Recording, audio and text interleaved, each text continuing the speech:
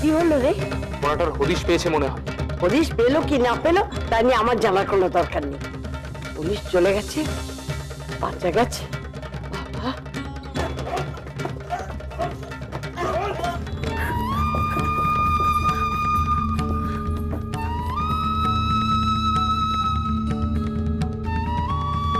ছুটোছুটি করো না, এই সময় ছুটোছুটি। আরে সুশীল, ধর ওকে, ধর।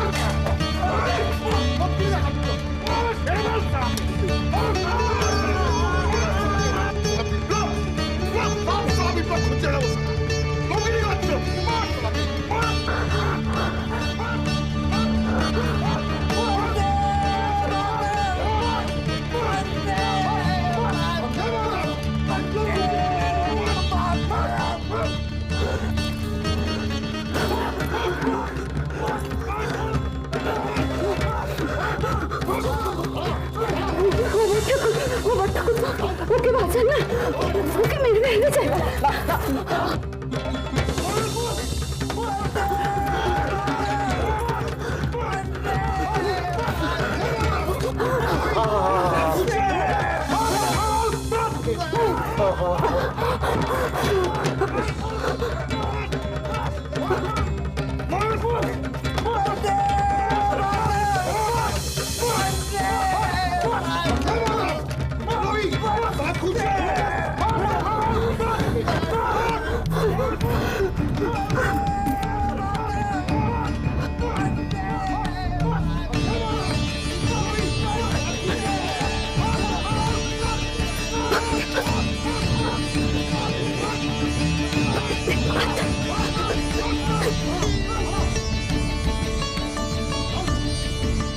কি হচ্ছে কি এসব?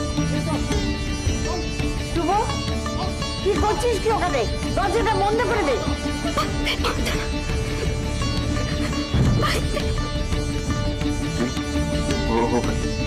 ভেতরে নিয়ে যাও, ঘরে নিয়ে যাও।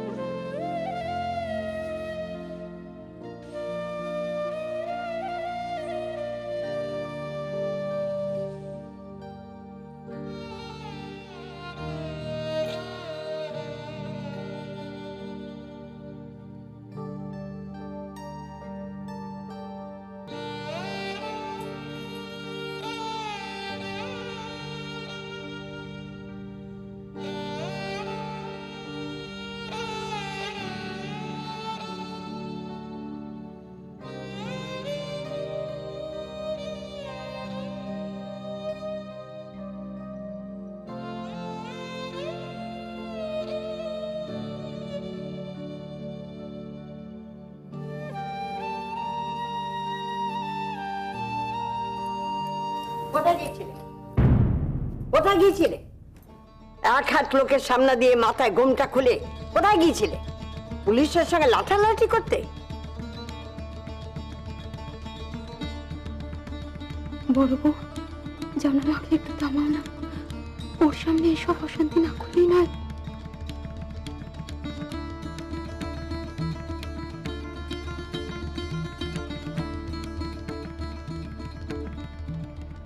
ওমা, বলছি ছাড়ো না এসব।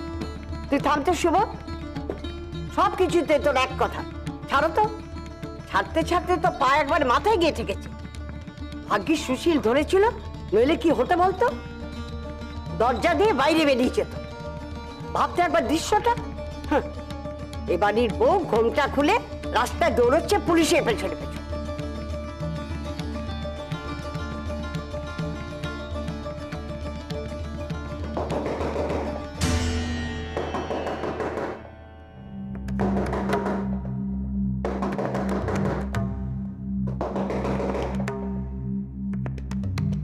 বাবা, আবার পুলিশ এলো নাকি?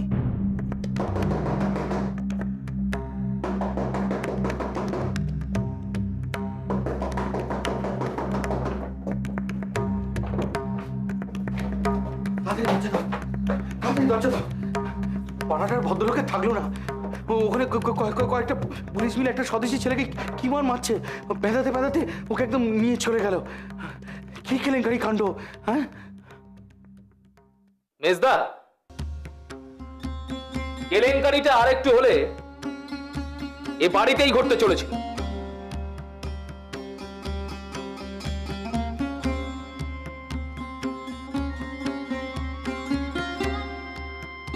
বরাত জোরে জোর মাথা বেঁচে গেছি, নইলে তাণ্ডবটা পাড়ার মনে না হয় এইবারে উঠোনে হতে পারতো। হ্যাঁ হ্যাঁ, কেউ একজন যিনি এ বাড়ির ভারী হিতাকাঙ্ক্ষী,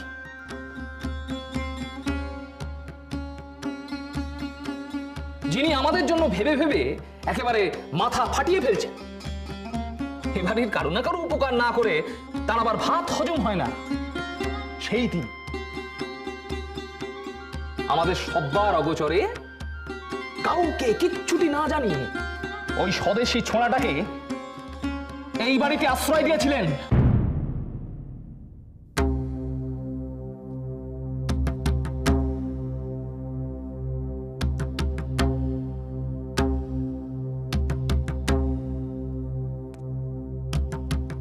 সর্বনাশ!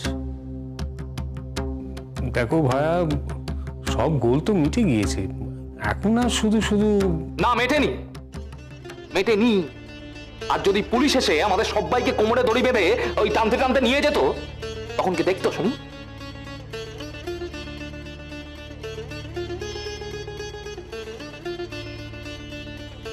এই পেবা, এসব কি যাতা বলছিস তুই? হ্যাঁ, সেই আমি তো চিরকালই যাতাই বলি। এ বাড়িতে হক কথা বলবার লোক তো শুধু একজনই আছেন।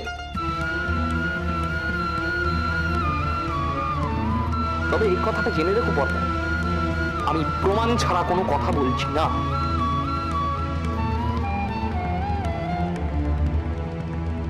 বিশ্বাস না হয় যাও, ওই ছোঁড়াটাকে চিলেকোঠার ঘরে লুকিয়ে রাখা হয়েছিল।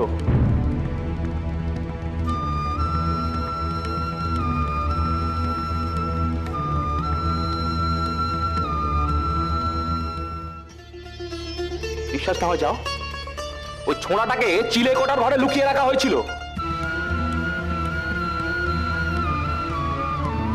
যাও না, যাও, গিয়ে দেখো দেখো।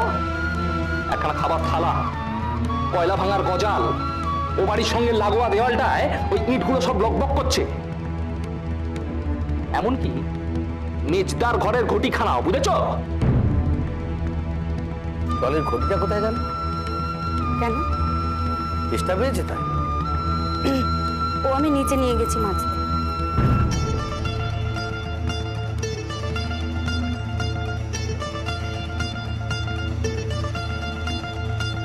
কি ভয়ঙ্কর কাণ্ড! কে লুকিয়ে রেখেছিল ছেলেটাকে? কে লুকিয়ে রেখেছিল শুনি একবার, তার মুখে আমি নুনও জেলে দেবো।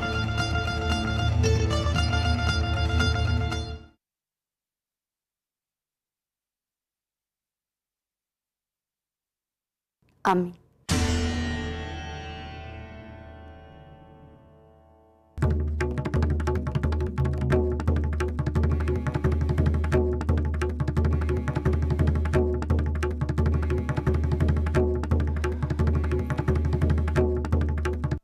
আমি লুকিয়ে রেখেছিলাম তাকে।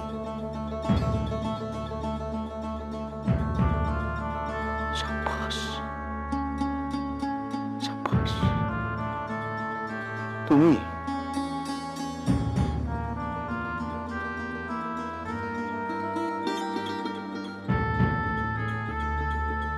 এরপরেও তুমি আর কিছু বলবে বর্দা?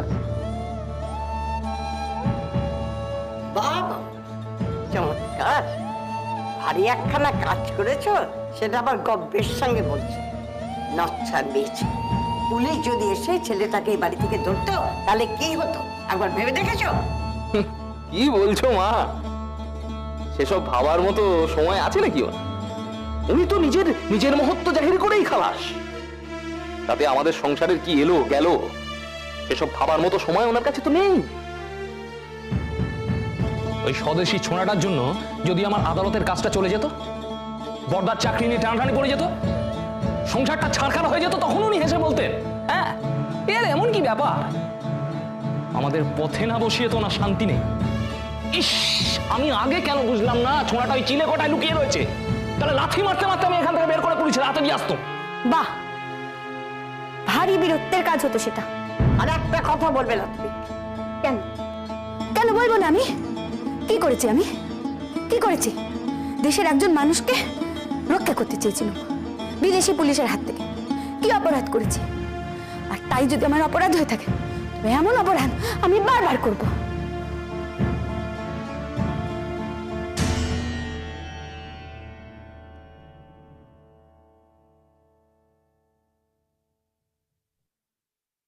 দেশের একজন মানুষকে রক্ষা করতে চেয়েছিলাম বিদেশি পুলিশের হাত থেকে। কি অপরাধ করেছি? আর তাই যদি আমার অপরাধ হয়ে থাকে, তবে এমন অপরাধ আমি বারবার করব। তুমি শুনছো? তো আমার দুর্ভাগ্য, এত করেও শেষ রক্ষাটুকু করতে পারলুম না। ছেলেটা ধরা পড়ে গেল। বাড়িতে পুলিশ ঢুকছে দেখে আমিও ভয় পেয়ে তাকে বের করে দিই।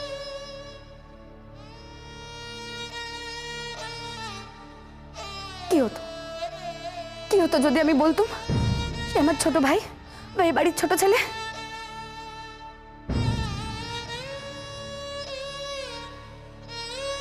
ছেলেটা হয়তো বেঁচে যেত, পুলিশ হয়তো শুধু তাকে ধরে নিয়ে যেত। এভাবে রাস্তায় ফেলে কি মারটাই না মারলে।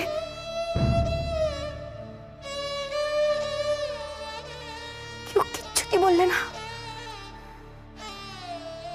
কত বয়স তার? কতটুকু বয়স? আপনার ছোট ছেলের থেকেও ছোট। আপনি তো একজন মা, ও তো আরেকজন মায়েরই ছেলে। সেই মা কোনোদিন হয়তো তার ছেলেকে চোখে দেখতে পারবে না।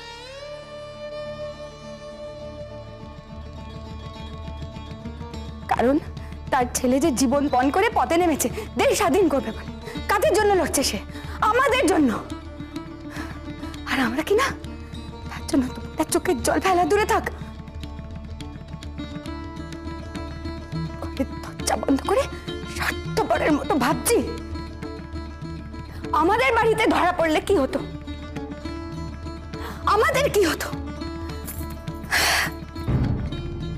অনেক শুনেছি তোমার ভক্তিতে।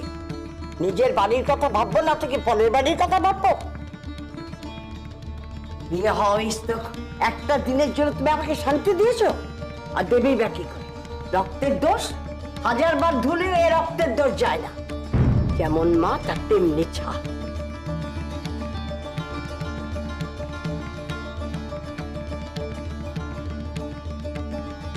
বিয়ের মণ্ডপে মা এসে কেলেঙ্কারি বীজ পুঁতেছে, সেই থেকে চলছে তো চলছে। এ আর শেষ হবার নাম নেই।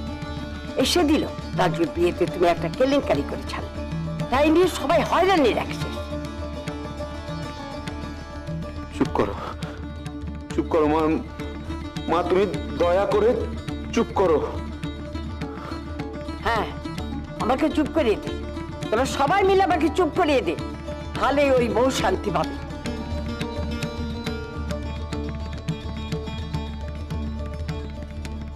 কাজটা তুমি একদম ঠিক করোনি মেজো। তোমার কাছে এটা আশা করিনি। সংসারের এতগুলো মানুষকে এই বিপদের মধ্যে ঠেলে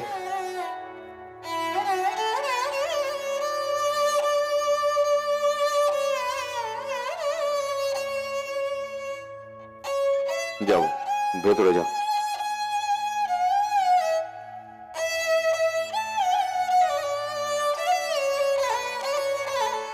কি হলো?